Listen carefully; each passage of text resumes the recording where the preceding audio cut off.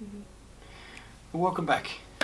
We just thank you so much for watching these videos, and we're really grateful that you're along the journey with us. We want to thank you for all those who've supported and encouraged us, who've invested, who've shown a great interest in our lives and in us doing this. And we thank you for commenting and sharing part of your own personal journeys with us, which we know from our own personal experience isn't always easy. So we want to thank you for that, and we just want to pray that you'll continue to be encouraged in your own personal journey.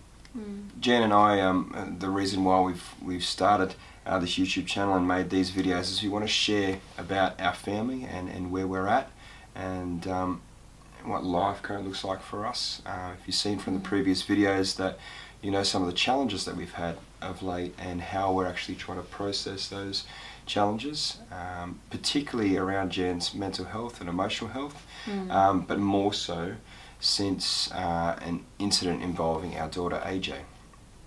And if you don't know what that incident is and what that story is, we'll put a link, if we're clever enough, you'll see it up on the screen. If not, have a look down below, and you'll be able to see the story of what happened with her there. Yeah, but in this video I wanted to take a moment just to share some of my own personal experience over the past 20 plus years of struggling with and managing my depression. And I'll also give some of my own self-reflections and share some of the things that I've both gained and lost, I suppose, throughout those seasons of anxiety.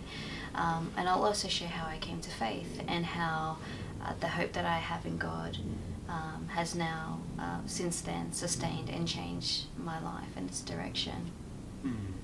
I guess in the midst of that, I'll just chime in with my own thoughts and questions to just as we go along. Sure. Good luck. Well, depression, I mean, what a beast of an issue. I mean, if you've battled it in any kind of capacity, then unfortunately you may be able to understand or relate to some of what I'll be sharing. But for me, as I look back, depression has been a constant in my life, and I mean, I didn't recognize it for what it was when I was really young, or like throughout my teenage and high school years. But I see now that it has, to some degree, always been a very persistent and real struggle for me. So much so that I can barely recall a time where growing up, where I wasn't faced with feelings of apathy or like emotional mental fatigue. So, I mean, for the longest time, I thought it was just my nature, or like my personality, because I definitely fall into the, introverted, ambivert category where I love the company of others, I really do, and good conversations. However, solitude is not just a preference, it's crucial for me, and, silence is bliss. But, prior to me being able to identify more of who I really am and knowing more of my personality, I lived really frustrated and really confused, because I just didn't feel as though I belonged anywhere, or that, on the cusp all the time that I almost belonged, or not quite. It was a really awkward and strange existence for me. What made you start to question or challenge the way you were feeling, and that you thought maybe this is more than just my personality? My personality, yeah.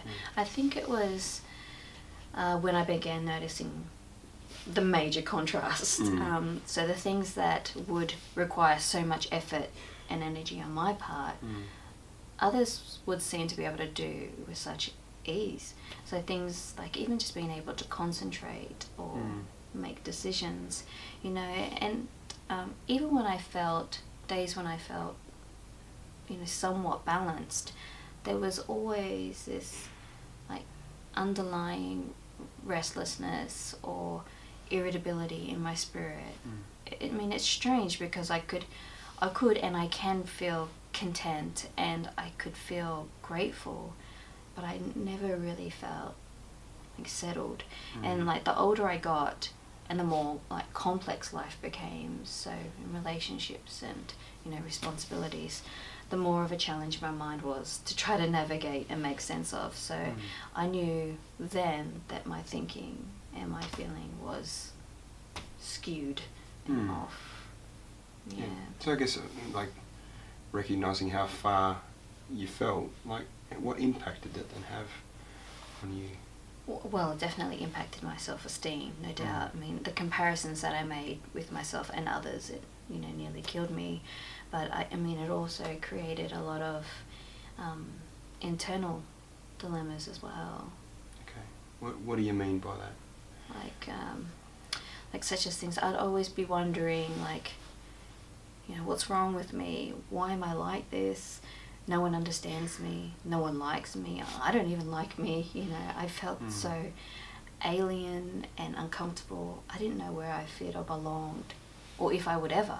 So that was really scary and lonely place to be. It's interesting because I remember in our dating years that you would say, I mean, even back in that early time, you would say to me that you felt that you were either too much or that you were not enough. That's right. Yeah. And that I guess the weight and the fullness of your emotions would be too overwhelming for people, and that, like for me, that just makes me feel like that would create even more insecurity in how you were feeling. Yeah, well, in many ways it did. I mean, it also fueled a fear of rejection as well, but I was definitely still in school at this point, so those types of beliefs and, you know, negative self-talk continued on for years, you know, and somewhere along the way it even morphed into feelings of, you know, perfectionism and an obsessive need to try to control things as well, which also sucked, you know. Yeah. So I guess, how have you been able to gain an understanding of why you struggled in this way? Why I'm like this? I mean, I think a lot has contributed to me being really vulnerable in this area. I mean, things like abuse, discrimination, even a predisposition, I think. I mean, all those types of things have certainly influenced the way that I view and respond to the world. And I was self-destructive for years as I tried to sort of deal and resolve all of those different hurts and traumas. So I guess, how did you then, like, how and when did you manage or begin to manage and start to navigate through those things? Yeah. I think I just grew, like, so tired of doing the same things over and over again, and then making the same poor choices over and over again, and expecting, you know, a different result. I mean, everything I thought would add meaning and value to my life, so things like, you know, relationships, sex, drugs, money, kids, stuff, food, being a size 6, you know, none of it, collectively or individually, it all fell flat. None of it fully satisfied me, and I mean, it was all temporal.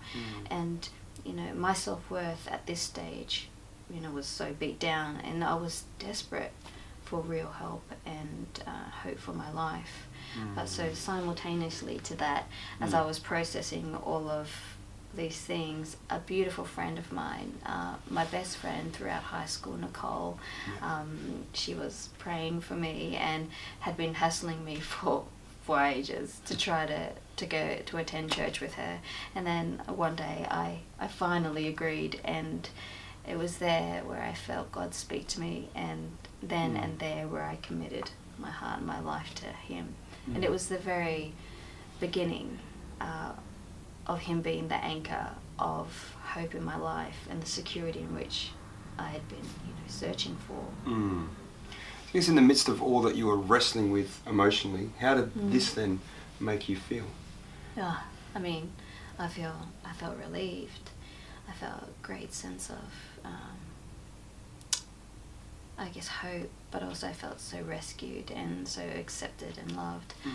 I suppose. I mean, however, my faith and my decision to trust God from that point on, it clearly didn't eliminate all of my problems or our future problems, but He did provide me with the comfort amidst it all I knew then that I was never going to be alone, and which then offered me strength and peace in the areas of my heart and life that I thought could never be changed.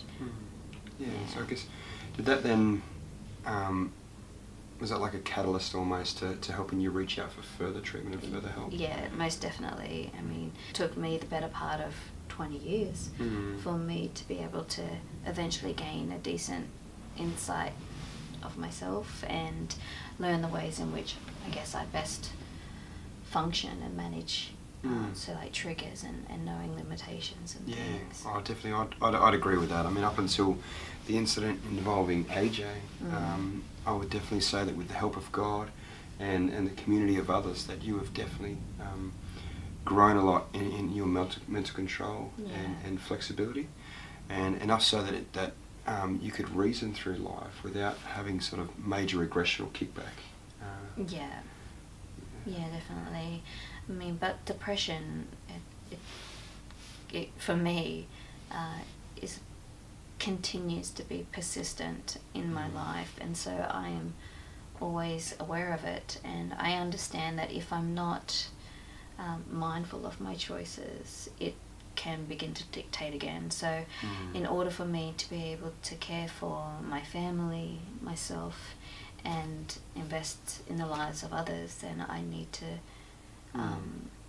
have some kind of diligence and discipline to my life. But even then, it's not guaranteed easy. I guess when you speak about diligence and discipline, what then are some of the practical methods or systems and things that you do that help you along the way? Gosh, I mean, I think, creating and being as consistent with healthy lifestyle habits as much as possible. So, exercise is a necessary evil.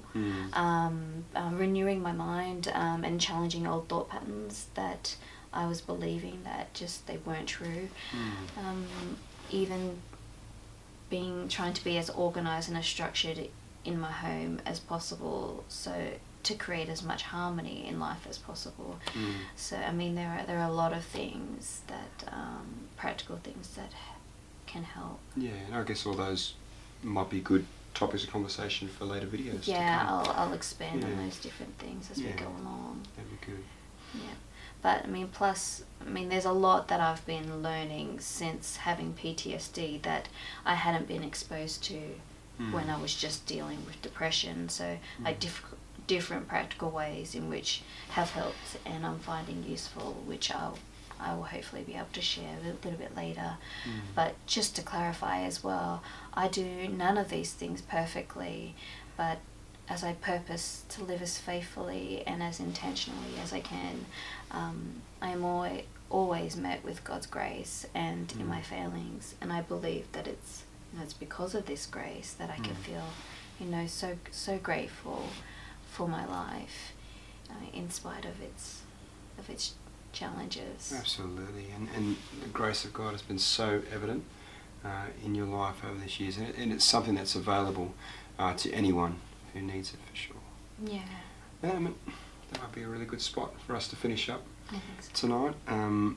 Please comment below or reach out via our social media as well if you feel led to do that. We'd love to hear from you. Yeah. And again, thank you again for watching. I mean, that was just a very brief sort of skim of what life was like and is continually like, and how I've managed to walk through it. But I pray that some of what we've shared now either encourages you or serves you really, really well in your own life and journey. But we'll hopefully talk with you more soon. Yeah. Till next time, guys. God bless you.